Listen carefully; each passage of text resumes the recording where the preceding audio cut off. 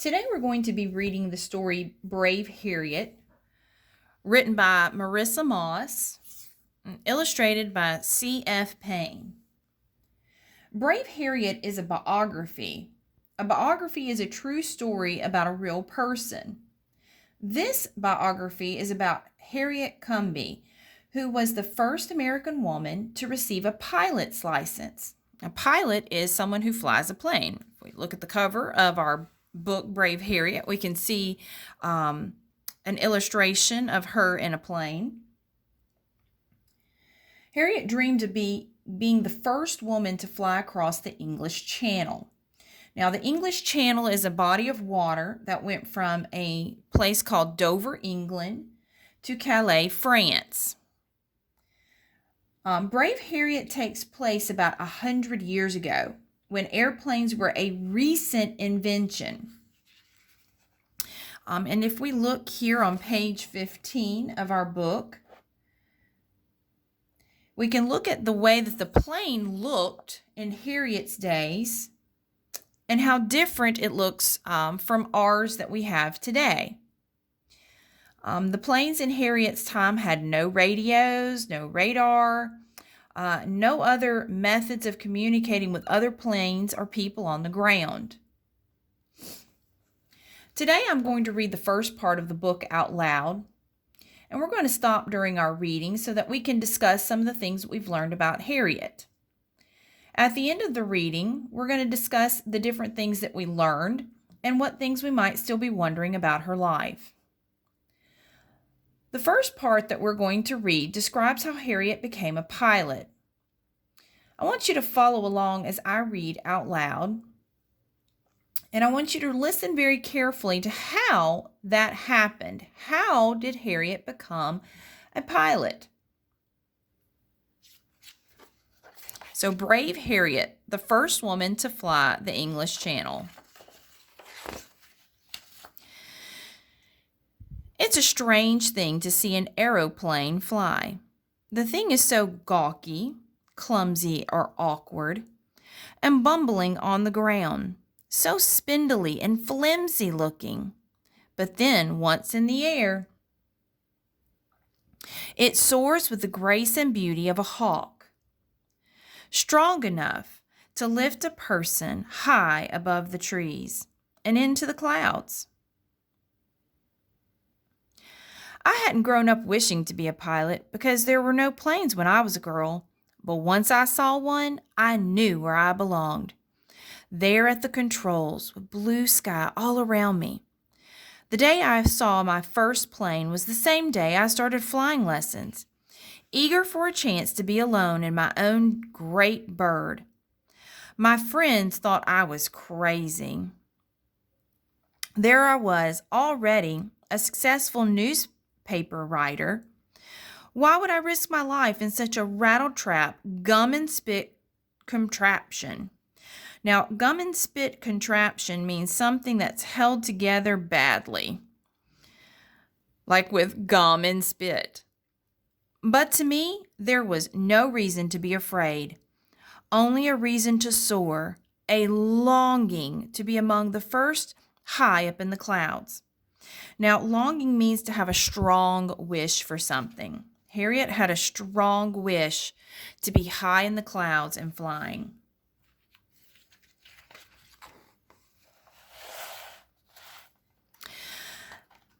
At that first time I flew solo, meaning that she flew the plane alone, it was as if I had finally found where I belonged. I didn't have to think about what to do. My body just knew. It was like I had grown wings from my shoulders. Flying felt so natural.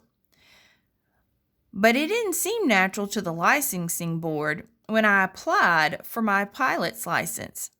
"No woman has ever received a license to fly," the official told me gruffly. "You mean no woman has yet?" I replied. I went on to pass not one but 2 flight tests, cutting figure eights, meaning that she was flying in the shape of a number 8. She was cutting figure eights perfectly around two test pylons. Now, pylons are like towers. And I admit, it was very satisfying to see that official's face again as he handed me my license. The next day, I was already flying air shows, barnstorming we called it, doing loop-the-loops, wing walking, and flying around Staten Island by the light of the full moon. But it wasn't enough. I wanted more. That's when I decided to do it, to become the first woman to fly solo across the English Channel. So what are some things that you've learned about Harriet becoming a pilot? Pause the video and type your response in the comment box below. Tell me something that you've learned about Harriet becoming a pilot. When you're finished typing, resume the video. Now, the next part we're going to read in the book tells about Gustav Hamel, Harriet's good friend who was also a pilot. I want you to listen for what you can learn about Harriet and Gustav.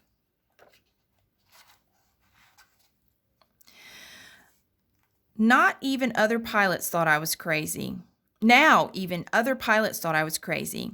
Gustav Hamel, who had flown the channel himself, didn't think I could do it. "Harriet, dear," he said. But I didn't feel very dear at all. "This foolishness could be the death of you." Meaning it could hurt her, it could kill her. "It's beastly cold. You'll see nothing but blasted fog, and you'll only have a compass to guide you."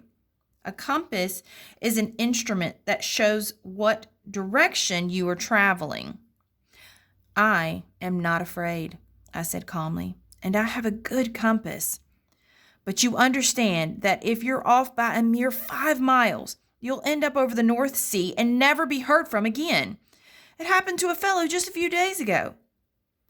"I can use a compass," I insisted. Here's Harriet and Gustav discussing how she shouldn't be crossing the English Channel. It's that large body of water. Gustav frowned and looked at his shoes, but he didn't give up. "Look here," he persisted. "You can have the glory without the danger. Here's my plan. I'll dress in your purple cloak and hood so no one can see my face. And pretending to be you, I'll fly the channel for you. We'll meet in France, switch clothing in places, and you'll fly the short bit to Calais to be greeted with a hero's welcome." I couldn't imagine a worse course of events. A hero's welcome for a fraud, meaning fake, claiming to do something you haven't. No, thank you. You may be worried about what I can do, but I am not.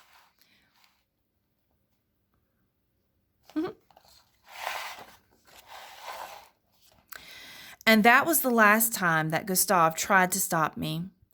My mind was set on what I had to do, and even he could see that. Instead, he came with me to Dover to see me off. I want to read that last sentence again right there. He came with me to Dover. Instead, he came with me to Dover to see me off. So, what did you learn about Gustav and Harriet in this part of the story? Pause the video and type your response in the comment box below.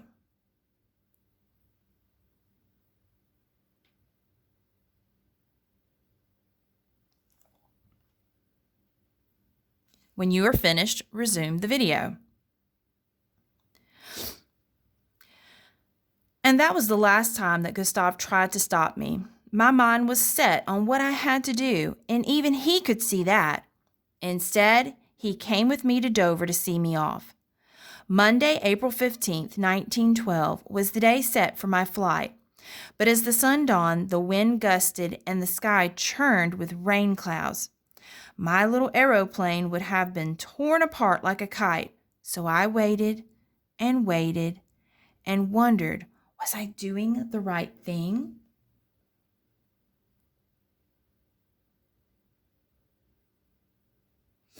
Now, as we continue reading the rest of the parts for today, I want you to think about if Harriet has made the right decision.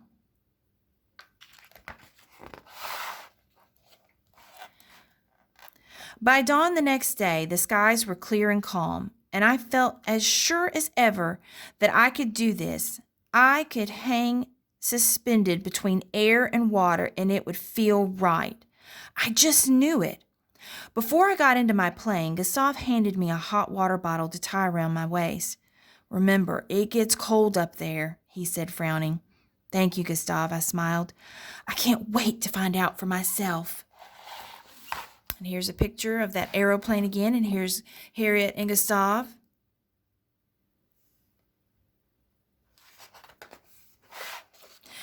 As I climbed into the cockpit, Gustav joined the 6 other men, straining to hold down my plane. It had no brakes, so they kept me on the ground by pulling on the wheels and tail while I started the engine. I adjusted my goggles, which were her protective glasses, held my compass tightly, and gave them a thumbs up. The men let go, and the plane bumped into the air. I was off. At 5:35 a.m., my plane left England's soil. And remember, soil is ground, it's the dirt. Heading over the cliffs of Dover, across the channel, and on to France. So what did you learn in this part of the story that we just heard? What are some things that you just learned from this part of the story that we just read? Pause the video and type your response in the comment box below. When you're done, resume the video.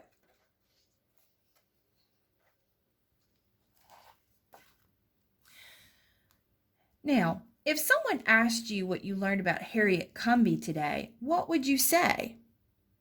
What are some important things that you've learned about her life?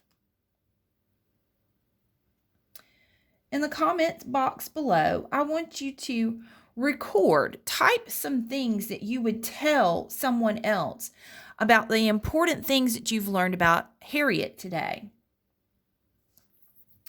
This is helping us to ask and answer questions. When we ask and answer questions about a text, before we read, while we read, and after we reread, we're helping to build our comprehension and further our understanding of what the author wants us to learn.